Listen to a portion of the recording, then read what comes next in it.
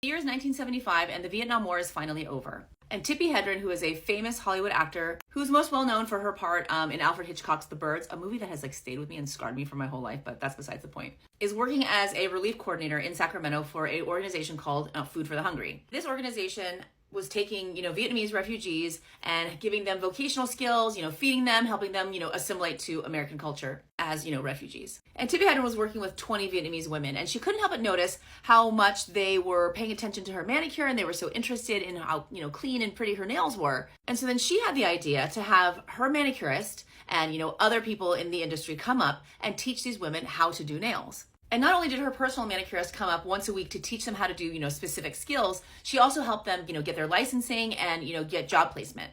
And it's like concentric circles, right? So these original 20 women taught another 20 women who taught another 20 women, and the industry just boomed. And essentially what they did was brought this luxury that was only afforded to the elites and, movie stars and things like that. And they brought it to everyday women, and they could go and get a manicure and feel pampered and do something, luxurious for themselves. Something that many of them couldn't do, before. And I would be remiss if I didn't mention the Black community and Black women specifically and their role in how successful and ubiquitous, Vietnamese nail salons have become. And though Vietnamese people drove the industry of the nail salon, Black women really drove the culture. With women like Donna Summer, Diana Ross, Florence Griffith Joyner, and now of course we have women like Meg Thee Stallion. And you of course cannot talk about nails and not mention Cardi B. And there is a documentary about this entire story called Nailed It. Unfortunately I haven't watched it yet.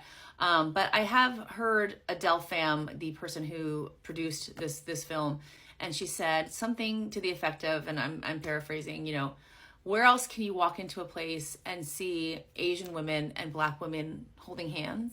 I found something so profound and beautiful in that statement. And I always had a soft spot for this story, I guess, being the daughter of immigrants myself. I can only imagine how terrifying it must have been to come to a country with no money, no skills, after having just survived a war, most likely lost, members of your family, if not your entire family, and trying to, make a life for yourself. And to see that these women have built a multi-billion-dollar industry, I don't know, it truly is an incredible story. So yeah, credit all around. Credit to Tippi Hedren, credit to the Vietnamese women, and credit to Black women, because I love getting my nails done, and I think about this every time I walk into the nail salon.